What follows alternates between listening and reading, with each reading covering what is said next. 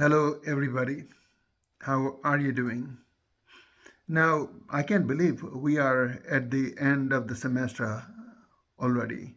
So we have only a few weeks to go, and then you'll be all done and free for the holiday, the great holiday. Now you have your topic and you have your proposal done, and then you're working on a drafting. So we follow the guideline of research writing as well as formatting for the writing part of the paper. So I would like to give you some tips, and I have also posted materials for you, and I believe you have updated yourself with those materials, especially in the revision part. How you revise your work. It's very important to organize and revise. Research writing, as I have been talking to you and telling you, is a very conventional and traditional way of writing in terms of the formatting, in terms of the process, in terms of organization of the materials. So the samples of research papers will help you tremendously. And guidelines, you follow the guidelines as strictly as possible, because when I evaluate a work, the first thing that will come to to my eye will be how what it looks like, how well formatted it is. So do not be sloppy on that. You have plenty of sample papers I have posted here. You can also Google and see sample papers, at least in terms of what they look like. Another thing I want to tell you, and I have posted a discussion board for that, is that I do not want you to be confused with MLA with APA, APA with MLA. I want to know whether you are using APA or MLA, and you do not want to be confused about that. So the discussion board discussion will ask you to specify and tell me whether you are using APA or MLA. I have also posted a sample for you to know exactly what APA is and what MLA is. That way you can pick one or the other. And I'm comfortable with either, but I focus more on MLA. So if you would like to choose APA despite that, you are very much welcome. Now, the links I have posted here are about the evaluation of sources.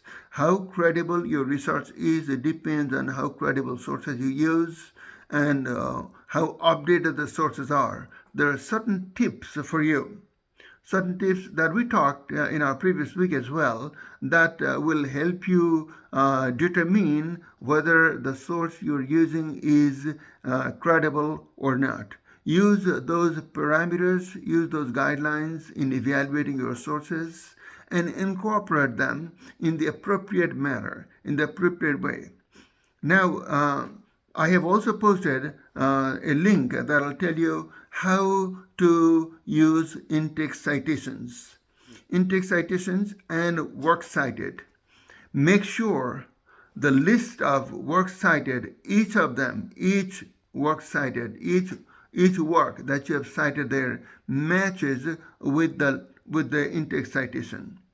There should be no in-text citation that doesn't have corresponding list of works cited. There should be no list of works cited. There should be no article or book or whatever source there in the list of works cited that does not have a corresponding in-text citation. Also, I ask you that you highlight the works cited, the list of works cited, the first word that appears in the list of works cited with yellow or any other color that is transparent, and then the same color should match with the in-text citation as well.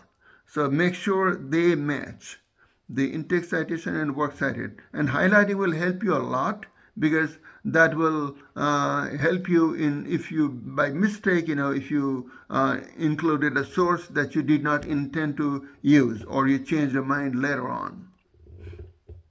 So please focus on that and make sure they're done. These are mechanical parts. These are very mechanical things. These are not, related to idea or theme or discussions and all that, right? I also want to make sure, it's a very, very basic thing, and you keep revising your topic. You keep revising the title that you want to word your the way you want to phrase your topic with. So that should go along with the research question, and the research question should go along with the findings you have. So they should all align with each other. Consistency. I see the consistency and coherence in your writing, how paragraphs flow, how one paragraph flows into another, and how ideas develop further and further, and how you explore deeper into your topic to find what you intended to find. So these are very important things. Look at the in-text citations and works cited also in terms of whether you meet the guidelines, the standard guidelines. There are certain standard guidelines that you have to meet, especially when you're citing in the text. Any material that you cite, any source that you cite should not exceed, if it's a direct quote, should not exceed more than 30 words or three lines. And they should be cited with parentheses, the author and the page number if there is page number. For online sources that do not have page number, there is no page number required, just the last name of the author. Revision is very important for you, so revise your work as many times as possible. Revise your work from different angles. Revise it from the angle of consistency to make sure that your thesis statement or your research question and the title of the paper and the findings and the conclusion, they are consistent. Revise in terms of how focused you are. Revise in terms of how organized you are.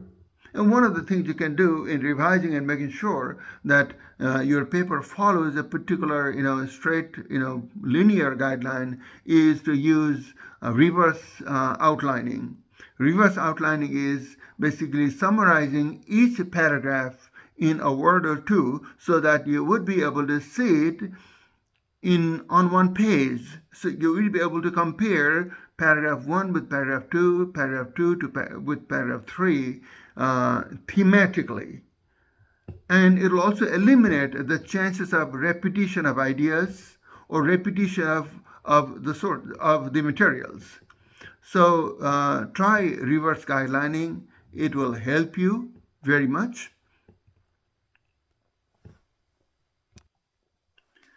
Your research paper, which is what you are writing now, is the most important assignment of the semester that will determine very tremendously, determine your grade for the semester. So if you do well, your grade will can change.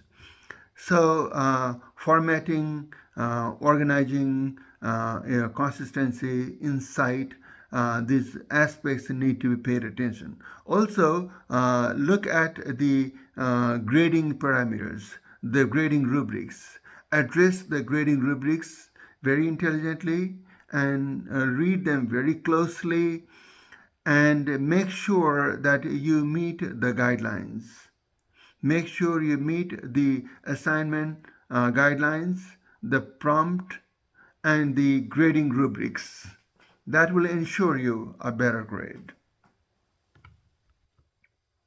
Because you guys are working on different topics, each of you is working on a topic of your own. So by the end of the semester, so you should be knowing much more than anybody else. You should be experts in an area.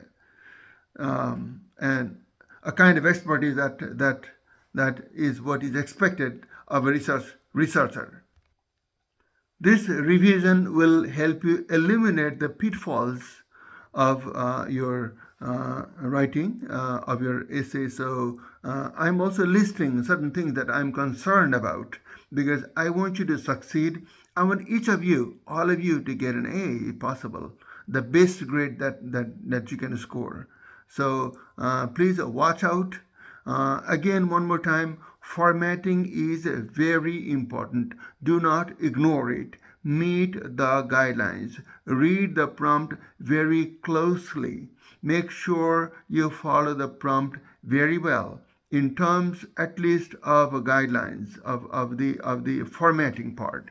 Now, regarding the topic and the research question and the contents of your research is concerned, this should be a research. The goal of research is to find something new. You should have you should try to explore something that is not common knowledge or something that is not easy to find or something that requires certain steps and methods to find. So try not to be in that situation. Avoid opinionated topics. Go for topics that invite research, that demand to be explored, that will awaken people or that will inform people in that sense. So that's what research is about. So keep revising, keep rethinking, and keep working on it to make it a perfect work. Any questions? I'll be very happy to answer questions. You can message me. You can we can meet through Zoom, and I'll be very happy to talk to you one on one by face.